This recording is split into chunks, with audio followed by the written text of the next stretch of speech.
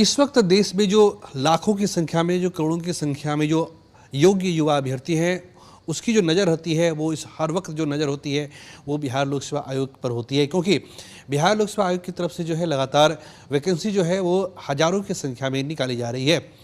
इस वक्त हमारे साथ बिहार लोक सेवा आयोग के चेयरमैन अतुल प्रसाद हैं। बिहार में जो शिक्षक भर्ती परीक्षा हुई थी उसके फर्स्ट फेज का रिजल्ट जारी हो गया है और जो नियुक्ति की प्रक्रिया है वो भी लगभग अपने चरम पे है। हम खुद जानना चाहेंगे जो अतुल प्रसाद हैं कि जो सेकंड फेज का जो विज्ञापन निकला है इसमें और क्या बेहतर हो सकता है और क्या नई जानकारी हो सकती है। तो हम सीधे बीपीएससी के चेयरमैन से जुड़ते हैं। सर, सबसे पहले जो हमारे जो कशिश न्यूज़ के जो दर्शक हैं और जो लाखों की संख्या में जो युवा अभ्यर्थी हैं उनकी तरफ से आपको बहुत बहुत बधाई और शुभकामनाएं हम देते हैं कि आपने फिर से जो है सेकेंड टियर की बहाली निकाली है। सर, क्या कहना चाहेंगे? पहले तो सब लोगों को बहुत बहुत धन्यवाद कि आप लोगों ने इसको कवर किया अच्छा से, और वैसे सफल अभ्यर्थियों को भी बहुत बहुत कॉन्ग्रेचुलेशन, बधाई कि वो लोग अच्छे तरह से अब आए हैं। तो अच्छे तरह से मैं उम्मीद करता हूँ कि वो पढ़ाई का काम भी करेंगे। दूसरे राउंड का जिसे TRE 2.0 कह रहे हैं लोग, उसका भी विज्ञापन निकल चुका है और मैं समझता हूँ कि उतनी ही पारदर्शिता और ईमानदारी से इसमें भी परीक्षा लिया जाएगा और अभ्यर्थी चयन होंगे इसमें भी। इस बार पिछले बार की तुलना में कुछ परिवर्तन हुए हैं जिसके बारे में विज्ञापन में भी अंकित है। कुछ बिंदुओं को मैं ज़रूर स्पष्ट कर देना चाहूँगा। अभ्यर्थियों के लिए ये जानना बहुत ज़रूरी है कि इस बार हम लोग अतिरिक्त समय नहीं देंगे सुधार के लिए, इसलिए वो आवेदन भरते समय या अपने दस्तावेज जमा करते समय पूरी एहतियात बरतें, कभी कोई इसमें कोई त्रुटि नहीं हो। अगर किसी कारणवश अगर त्रुटि रह जाते हैं तो उन्हें बेहतर होगा कि वो नया आवेदन दें, नया निबंधन कराएं, नया आवेदन दें। सर, मैं आपको रोकना चाहूँगा। सर, क्या एक अभ्यर्थी जिसे उसने अप्लाई कर दिया, ठीक है, उसने सबमिशन हो गया उसका, तो क्या वही अभ्यर्थी सर उसी आधार कार्ड पे दोबारा वो आवेदन दे सकता है? बिल्कुल दे सकता है। ये चीज़ हम लोगों ने व्यवस्था कर दिया है और हम लोगों का कहना यही है कि भाई आप जब निबंधन करा रहे हैं, अगर निबंधन में एक बार जमा कर दिए उसके बाद आप सुधार नहीं कर सकते हैं। अगर सुधार करने की आवश्यकता है तो आप दोबारा निबंधन कराएं, क्योंकि एक बार त्रुटि हो गई तो उसको बाद जमा कर दिया, उसके बाद हम सुधार करने का मौका नहीं देंगे। उसी तरीके से आवेदन में भी है। आवेदन जमा करने के लिए कि पहले अपनी भरकर वो अपना देख लें कि भाई सब तरह से वो ठीक है कि नहीं है। इसका कारण है, पिछले बार हम लोगों ने अनुभव किया, अभ्यर्थियों ने भी बहुत बार इसमें अनुरोध किया गलतियाँ की, इसके कारण से हम लोगों ने देखा कि कई कठिनाइयाँ हुई। DV के चरण में भी हम लोगों को कई कठिनाई हुई।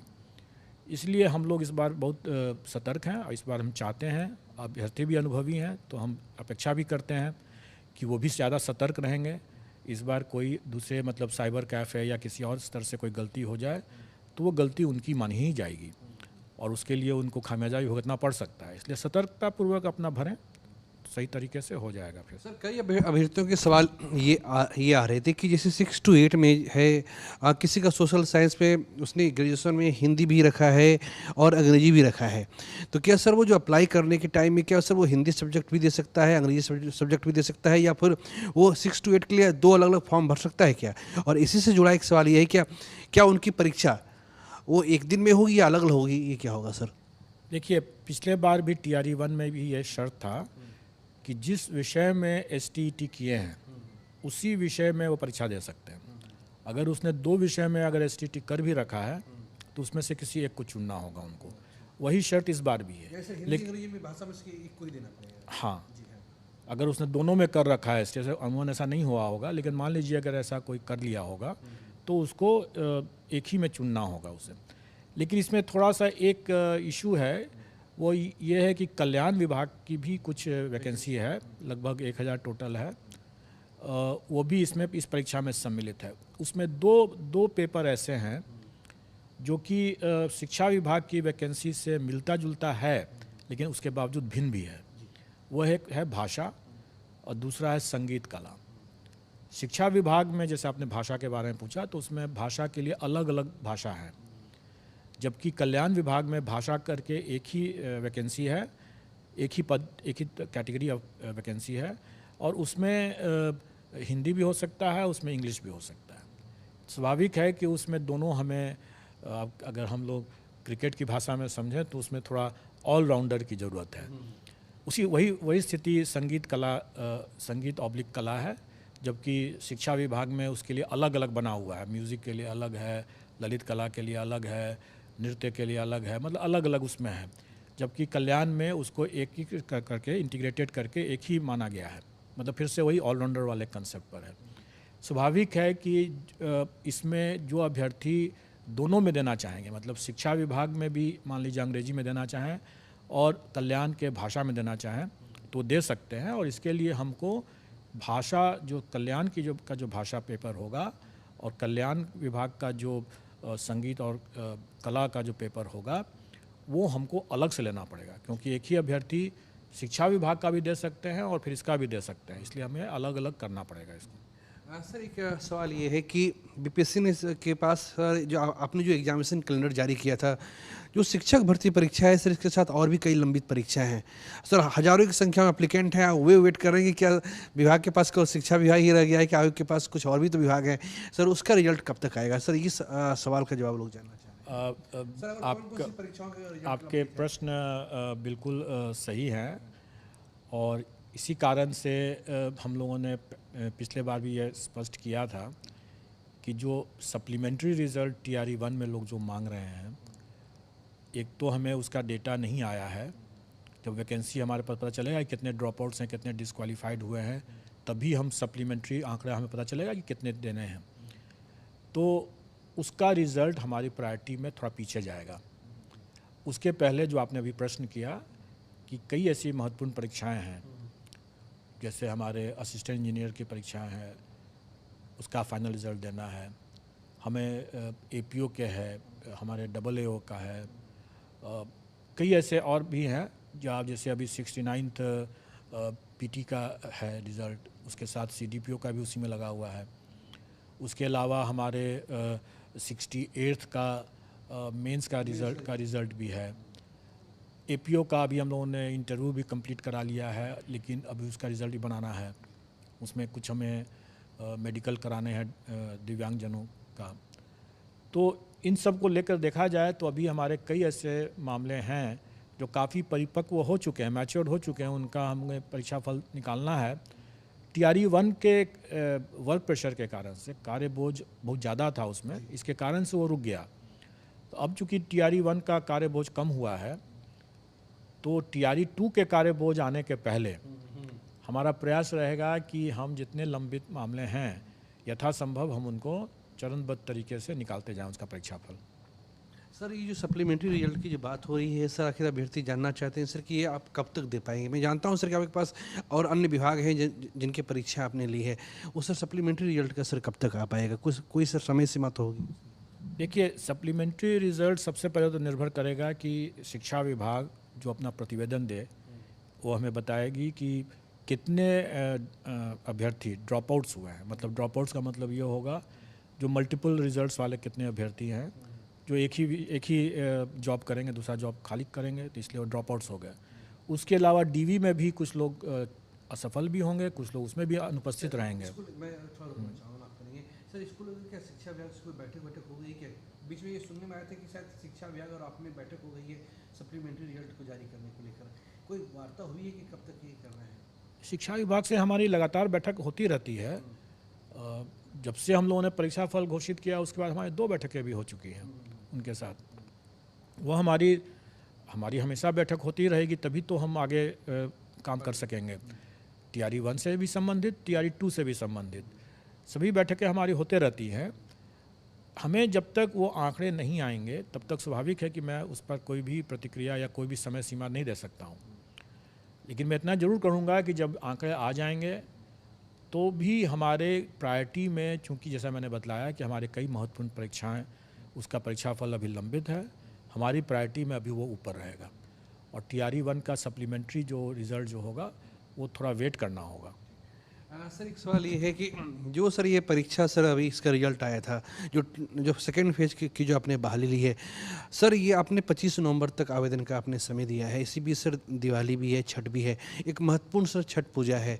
सर अभ्यर्थियों के मन में ये सवाल है कि अगर आप 5 नवंबर से 25 नवंबर तक 20 दिन का समय दे रहे हैं तो सर क्या इतनी जल्दी हो पाएगा? सर क्या शिक्षा विभाग की तरफ से कोई दबाव निकाल के दे दीजिए ताकि हम एक रिजल्ट जारी कर सकें, क्योंकि सर थोड़ा समय तो कम बचता है सर, 5 से 25 नवंबर।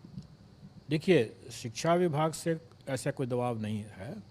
हम लोग खुद भी चाहते हैं कि इसको जल्दी से जल्दी करके इस परीक्षाफल हम लोग घोषित कर सकें समय रहते। आप जानते हैं कि इतनी बड़ी परीक्षा जो है जब हमको आयोजित करनी है तो हम लोग इसको जाड़ा में नहीं कर सकते हैं, ठंड में नहीं हो सकता। नहीं होने सकने का बहुत से कारण है। उसमें कुछ अभ्यर्थियों को भी असुविधा होगी, कुछ हमें भी। बाहर से आएंगे, रात में रुकने में कठिनाई होगी, प्लेटफॉर्म पर रुकना पड़ता है तो उसमें कठिनाई होगी। दूसरा कि कुछ कदाचारी भी लोग हो सकते हैं जो जिसके कारण से जाड़े में मफलर है, टोपी है, स्वेटर है, कई तरह के मतलब कदाचार करने का उनकी संभावना बढ़ सकती है। तो इन सब चीज़ों को देखते हुए या तो हम अभी दिसंबर में कर लें, मतलब शुरुआत में ही मतलब, और नहीं तो फिर हम लोग फरवरी के बाद कर पाएँ। तो हम लोगों ने ये प्रयास किया है कि हम लोग इसको दिसंबर में ही जल्दी करेंगे 7, 8, 9, 10 का। इसलिए हम लोगों ने एक औपबंधिक रूप से घोषित भी किया है तिथि। और ये हमारा, जैसे हम लोगों ने ये घोषणा औपबंधिक रूप से ये तिथि की घोषणा हम लोगों ने पहले ही कर रखा था। हमने विज्ञापन में के माध्यम से जो आवेदन देने के लिए हमने अधिक समय इसलिए दिया क्योंकि अभ्यर्थी अपना जो दस्तावेज है वो अपना आराम से बनवा लें और उसके बाद वो अपना जमा कर दें उसमें, इसलिए हम लोगों ने 25 तारीख तक कर दिया। लेकिन निबंधन जो है, जिसके बेसिस पर हमें पता चलता है कि कितने अभ्यर्थी इसमें आने वाले हैं, ताकि हम उसके हिसाब से अपनी तैयारियां करें, किस विषय में कितने अभ्यर्थी होंगे। इसकी तैयारी करने के लिए हमें आवश्यक है कि हमें उनका निबंधन पहले करा लें और उसके पहले ये सूचना हम लोग एकत्रित कर लें। वो हम लोग कर रहे हैं। अभ्यर्थी जो हैं वो देखिए कि अभी 2-3 महीना पहले उन लोगों ने परीक्षा दिया, उसमें काफ़ी लोगों ने तैयारी किया ही है उसमें। और कुछ तो जैसे प्राइमरी में बीएड वाले लोग जो लोगों ने भी उसको दिया, तो एक तरह से उनके लिए ये एक प्रैक्टिस टेस्ट हो गया, क्योंकि उसमें तो उनका होना नहीं था क्योंकि माननीय सर्वोच्च न्यायालय का निर्देश था। तो एक तरह से उनके लिए भी प्रैक्टिस हो गया। तो कि मैं समझता हूँ कि कई अभ्यर्थी ऐसे होंगे जो कि दोबारा देंगे, उसमें उन लोगों की प्रैक्टिस पहले से है। उसके बावजूद अगर जो नए अभ्यर्थी भी अगर आते हैं तो वो नए अभ्यर्थी को भी मतलब 1.5 महीना तो काफ़ी मिलता है। जैसा मैंने पहले भी कहा था कि उन्हें वही चीज़ पढ़ना है और वही चीज़ करना है जो वो बाद में जब शिक्षक बनेंगे तो जो पढ़ाएंगे या जो पढ़ा रहे हैं उनको वही जानकारी रहना है। उसकी जानकारी उसका सिलेबस के हिसाब से रहेगा। स्टैंडर्ड ऑफ कोर्स उसका स्टैंडर्ड वो रहेगा जो उनकी अपनी पात्रता अर्हता जो निर्धारित, जैसे ग्रेजुएशन अगर जिसका है तो उनका स्टैंडर्ड जो होगा क्वेश्चन का वो ग्रेजुएशन लेवल का होगा। जो अगर पोस्ट ग्रेजुएशन लेवल का है तो उनका स्टैंडर्ड होगा क्वेश्चन का पोस्ट ग्रेजुएशन लेवल का। अगर हम कहें कि अगर फिजिक्स विषय अगर किसी को पढ़ाना है +2 में, तो स्वाभाविक रूप से उसको +2 के विद्यार्थी से ज़्यादा जानकारी, ज़्यादा उनका स्तर होना है, इसलिए हम लोग पीजी लेवल का स्तर लेंगे। लेकिन फिजिक्स के टॉपिक्स जो रहेंगे वो वही रहेंगे जो वो 12th में पढ़ाएंगे। सर, ये 70,000 पदों के लिए बाहरी निकाली गई है। पिछला जो हुआ था वो 1,70,000 पदों के लिए था। सर 50,000 पोस्ट लगभग वैकेंट रह गए, वो सर कब तक ऐड ऑन हो पाए? क्योंकि सर आपके पास कई बार जो परीक्षा हुई है, आप सर लोग फॉर्म भरते गए और आपने जो है उसमें रिक्तियाँ आप जोड़ते गए। सर ये रिक्तियाँ जो 50,000 रह गई हैं, जो वैकेंट पोस्ट है, सर क्या इसको ऐड करेंगे क्या इसमें? देखिए, कोई भी रिक्ति हम तभी ऐड कर सकते हैं जब शिक्षा विभाग मतलब प्रशासनिक विभाग अपनी अधियाचना में उसको ऐड करने के लिए कहेगी। हमारे विज्ञापन में हमेशा रहता है कि घट बढ़ सकता है वैकेंसी, हमेशा देते हैं। और पिछले बार आप लोगों ने देखा भी होगा कि 68th में भी और 69th combined civil services exam में भी हम लोगों ने वैकेंसी को बढ़ाया था। जैसे जैसे आता है हम लोग बढ़ा देते हैं। परीक्षा होने के पहले तक तो कम से कम अभ्यर्थियों को मालूम होना चाहिए कि कितनी वैकेंसी हुई, तो वो हम लोग कट ऑफ डेट उसके हिसाब से रखते हैं और वही रखेंगे इसमें भी। और मुझे पूरी उम्मीद है कि जो वैकेंसी पिछले बार नहीं भरा जा सका क्योंकि अभ्यर्थी की संख्या ही काफ़ी कम थी, अमूमन कहा जाए कि लगभग 50,000 ऐसी वैकेंसी है जो कि अभ्यर्थियों की संख्या ही कम रहने के कारण से भरा नहीं जा सकता था, संभव ही नहीं था वो। तो वो मुझे उम्मीद है कि वो कैरी फॉरवर्ड होगा और वो TRE 2 में आना चाहिए। जब आ जाएगा तो हम लोग उसको भी घोषित कर देंगे। सर बस एक आखिरी सवाल आपसे ये है कि सर इसमें कहीं कोई संदेह नहीं कि सर किसी पे उंगली उठा देना बहुत आसान काम होता है, लेकिन उसके पीछे की जो मेहनत होती है सर लोग उसे नज़रअंदाज कर देते हैं। सर आपको इसका पूरा श्रेय मिलता है, आपको हम सर ये बच्चे भी कहते हैं कि नहीं बहुत अच्छा काम किया है। सर 8 लाख अभ्यर्थी शामिल हुए थे, आपने पिछले दिनों एक लिस्ट जारी की थी जिसमें 12 लोग ऐसे थे जो दूसरे के स्थान पर परीक्षा देते हुए पकड़े गए हैं। सर ये कहाँ से हो गया ये? देखिए, कोई भी अभी जैसे राम राज्य तो नहीं है कि अपराध मुक्त ही रहेगा, कोई भी ऐसा स्थिति नहीं होता है। स्वाभाविक है कि जो खुराफाती तत्व जो है, कदाचारी है, वो अपने कदाचार करने से बाज नहीं आएंगे। अगर सब कुछ अगर अच्छा रहेगा तब भी मुझे कुछ भी मेहनत करने की ज़रूरत नहीं है। आखिर वो लोग हैं तभी तो मेरी भी ज़रूरत है। अगर वो रहेंगे ही नहीं तो मेरी भी ज़रूरत नहीं है और पुलिस की भी ज़रूरत नहीं है। फिर तो आराम से लोग दें परीक्षा, अपना चले जाएं। चूँकि कदाचारी लोग रहते हैं और हम लोग मान के चलते हैं कि कुछ न कुछ लोग एलिमेंट्स इस तरह से आएंगे ही आएंगे, और इसके लिए हम लोग एहतियात बरतते हैं, तभी तो पकड़े गए वो। लेकिन उसके बावजूद भी कुछ इस तरह के भी लोग अभ्यर्थी होंगे जो अपने दस्तावेज में भी गड़बड़ किए होंगे, जो करते हैं। और हम लोग मान के चलते हैं कि इतनी बड़ी परीक्षा में और जब नौकरी का इतने वर्षों के बाद ये नौकरी मिल रही है, तो लोग बाय हुक और बाय क्रुक जिसको कहते हैं, किसी भी तरीके से येन केन प्रकारेण, मतलब उसको हिंदी सही हिंदी उसकी यही है, वो प्रयास करेंगे, वो कुप्रयास करेंगे। जितना हम लोग छांट सकते हैं अलग अलग लेवल पर, अलग अलग फिल्ट्रेशन लेयर पर हम लोग उतना छांटते गए। हम लोगों ने भी कुछ डीवी कराया, उसमें भी छांटा हम लोगों ने बड़ी संख्या में। फिर उसके बाद हम लोग जो मेरिट लिस्ट निकाले उसमें भी हम जानते थे कि उसमें कुछ अभ्यर्थी ऐसे ज़रूर होंगे जो फर्जी करके आ रहे हैं। उसका डॉक्यूमेंट वेरिफिकेशन इसलिए तो किया ही गया था, और इसीलिए सशर्त ही हम लोगों ने परीक्षा फल दिया। वो छठे हैं, वो छटेंगे वहाँ पर डॉक्यूमेंट वेरिफिकेशन में। अगर कोई उसके बावजूद कोई बच गया तो एक इसके बाद का भी एक लेयर है, और ये योगदान के बाद का लेयर है जो वृहद अनुसंधान का मामला है, वहाँ भी छटेंगे।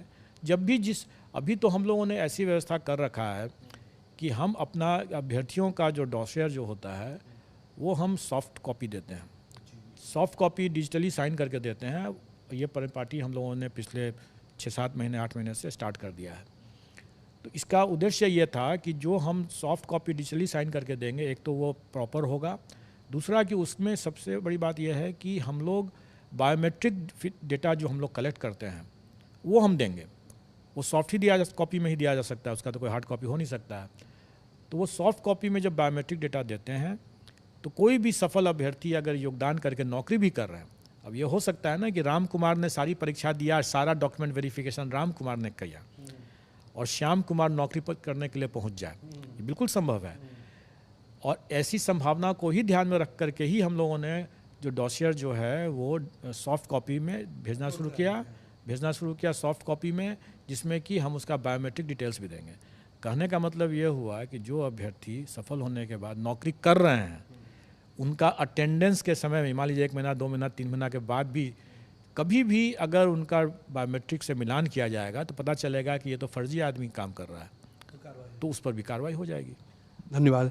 तो ये हमारे साथ बीपीएससी के चेयरमैन अतुल प्रसाद थे। इसमें कहीं कोई संदेह नहीं है कि इतने कम समय में इतने हजारों की संख्या में रिजल्ट को निकालना ये बेहद मुश्किल होता है, वो भी तब जब जैसे दुर्गा पूजा जैसी छुट्टी होती है और आयोग को अलग अलग विभागों के ही परिणाम को जारी करना होता है। इस कठिन घड़ी में और इस वक्त जब सबसे ज़्यादा देश में अगर मांग है वो रोज़गार की है, तो बीपीएससी ने रोज़गार देने का एक अहम काम किया है। सबसे बड़ी बात यह है कि जो अभ्यर्थी जो 2 तरह की मांग कर रहे हैं, एक मांग है कि सप्लीमेंट्री रिजल्ट कब तक जारी होगा, दूसरा कि जो 50,000 पोस्ट जो पहले फेज में बाकी रह गई थी उसे कब तक इसमें ऐड ऑन किया जाएगा। तो इस पे आयोग का कहना है कि ये जो है सारा कुछ जो है शिक्षा विभाग से जैसे ही उनके पास रिक्तियाँ आएंगी वो उसे ऐड कर देंगे। वाकई ये एक हद तक सही भी है, क्योंकि जो भी है बिहार लोक सेवा आयोग जो है एक व्यवस्था का एक अंग है, एक एग्जामिनेशन बॉडी है, लेकिन आखिरी फैसला जो है वो शिक्षा विभाग को करना है कि वो सप्लीमेंट्री रिजल्ट जारी करने के लिए कब कहता है। और दूसरा कि जो 50,000 पोस्ट पहली फेज में बाकी रह गए थे उसे कब तक दूसरे फेज के लिए ऐड ऑन करने के लिए कहा जाता है। कुल मिलाकर हम कह सकते हैं कि जो अभ्यर्थी है ये मोटा मोटी ये मान के चले कि अभी तो उनके सामने 70,000 पोस्ट ही है सेकंड फेज के लिए, लेकिन ये इस बात की बेहद संभावना है कि ये 50,000 पोस्ट जो खाली रह गए हैं इसे जोड़ा जाएगा और उसके बाद जो है अभ्यर्थियों के सामने 1,20,000 पद रहेंगे फाइट करने के लिए। तो पूरे भारत की जो अभ्यर्थी हैं उसकी नज़र है। और आपको याद होगा कि पिछली बार जब वैकेंसी निकली थी तो उस वक्त डोमिसाइल था, लेकिन बाद में डोमिसाइल हटा दिया गया और इस बार जो शिक्षा विभाग ने ये कदम पहले ही उठा लिया कि उसने पहले ही अधिसूचना कर दिया कि जो आवेदक हो भारत का नागरिक हो। कुल मिला के कह सकते हैं कि जो बिहार लोक सेवा आयोग है उसने अपनी पूरी जिम्मेदारी निभाई है और वो बाकायदा उसकी पूरी कोशिश है कि जो परीक्षा हो पारदर्शी हो, निष्पक्ष हो, कदाचार मुक्त हो। बाकी का जो सफर है वो शिक्षा विभाग को तय करना है। कैमरा पर्सन फिरोज के साथ प्रीतम कुमार, कशिश न्यूज, पटना।